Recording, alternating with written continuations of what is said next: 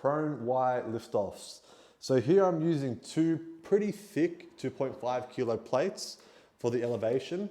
The idea is the bigger these are, the harder the movement is.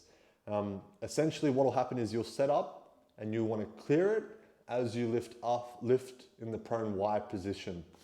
Some things to keep in mind when performing this movement is one, make sure that your arm is always straight. Common mistake you'll see is people will bend their elbow to compensate when they're performing the exercise. We want to avoid that and keep our arms straight.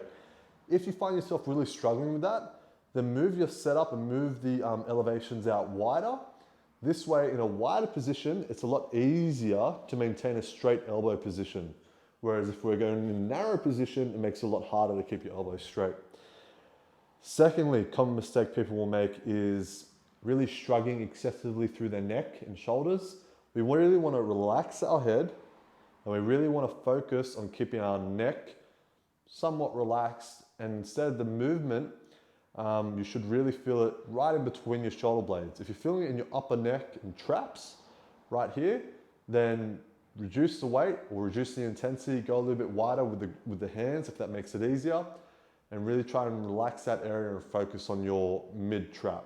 So the muscle in between your shoulder blades. And then the last issue people have is extending too hard through their lower back to compensate when performing the exercise. So once we've figured out all those things, we can come into our setup, laying down flat on our tummy. And my goal is to now clear these elevations. So I've got my weight, tuck my chin, lifting the weight up, over, down, up, over, down. So pretty straightforward. Once I've lifted it up and back again, that counts as 1 rep. The idea is the higher the elevation, the harder. So if you want to make it more challenging, increase the height of this. If you want to make it easier, decrease it. Just make sure that you aren't, essentially knocking or hitting it. The idea is to be clearing it confidently.